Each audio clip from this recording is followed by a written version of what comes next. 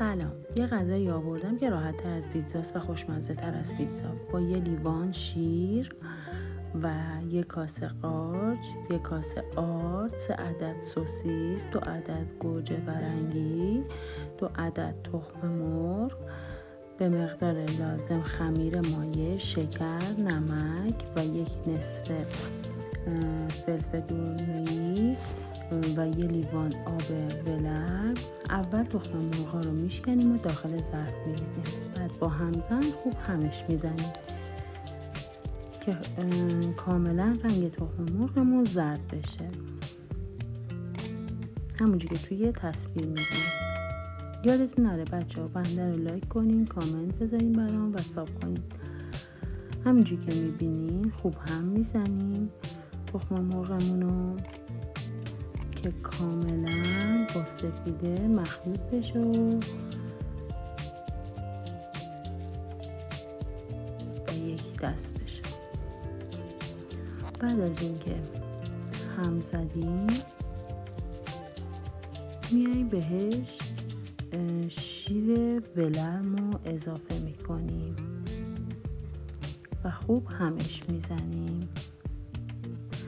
بعد که با شیر هم زدیم آب ولرم هم بهش اضافه میکنیم، دوباره خوب همش میزنیم که این مواد به خورد هم بره.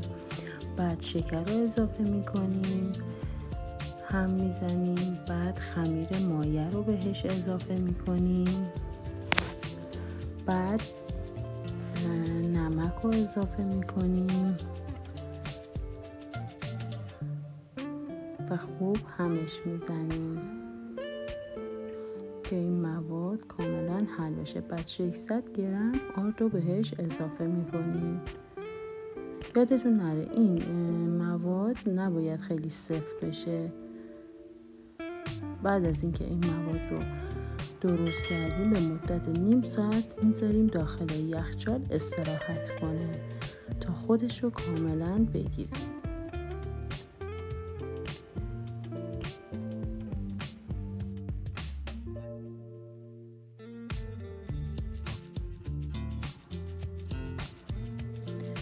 ما به پنیر پیتزا هم احتیاج داریم. بعد از اینکه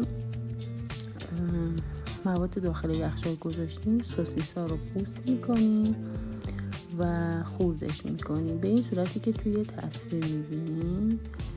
باید به صورت نگینی خورد بشه. از سوسیس ها رو از وسط نصف میکنیم و هر کدوم از اونها رو به 3 قسمت مساوی تقسیم میکنیم و بعد شروع میکنیم به خورد کردنشون. حالا هر مدلی که دوست دارین، ولی برای من اینجوری راحت تر بود و خواستم که بهتر ببینین.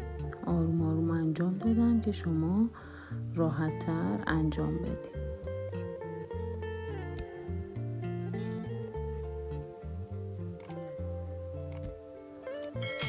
امیدوارم که از این ویدیو خوشتون اومده باشه. بنده رو لایک کنین، کامنت بذارین و برام نظراتتون رو بنویسین اگه خوشتون اومدش. حساب کنین بنده. همینجوری که میبینین دارم سوسیس ها رو نگینی خورد میکنم.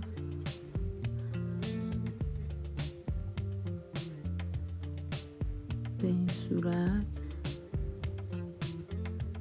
هرچی موادش بیشتر باشه خوشمزه تر میشه.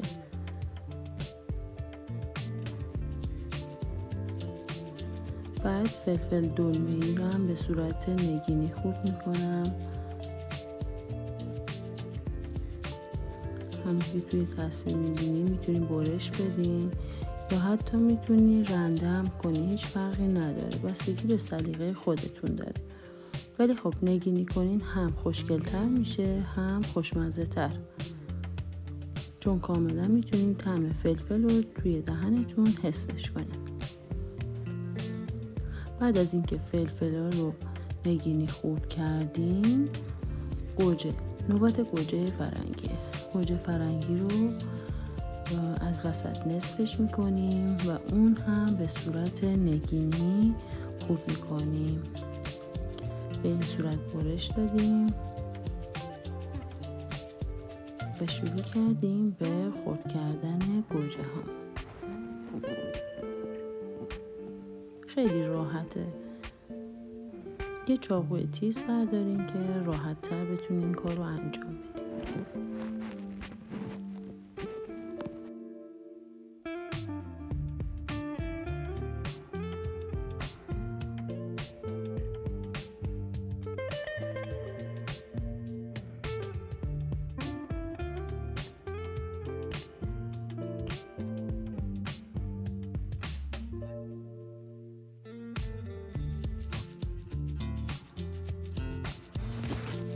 بعد قارچا رو برمی‌داریم و به این صورت قارچا رو از وسط نصف می‌کنیم و حالا به هر صورتی که دوست داشتین خورد می‌کنیم، ولی یادتون باشه باید به صورت نگینی یا مربع‌های کوچک باشه.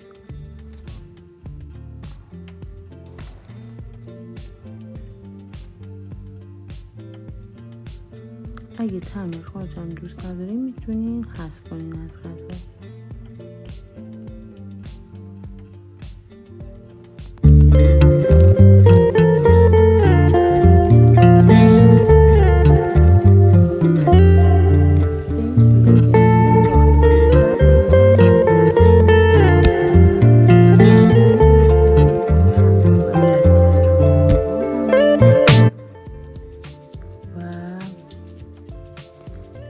تستش میکنیم. بله تستش میکنیم کاملا خمیر گرفته شده و این مواد رو بهش اضافه میکنیم. قارچ و سوسیس و فلفل دلمه‌ای و گوجه و پنیر پیتزا رو بعد که اضافه کردیم خوب همش میزنیم تا مواد کاملا به خورد هم بره. به این صورت که میبینیم خیلی راحت و خوب به نظر میاد و اصلا سخت نیست.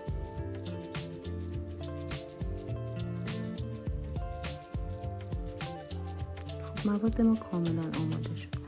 میایم داخل تابه روغن میریزیم. روغنمون که داغ شد این مواد رو داخلش میریزیم و به این صورت که میبینین آماده است و این هم از نتیجه کار. نوش جونتون. امیدوارم که از ویدیوی من خوشتون اومده باشه.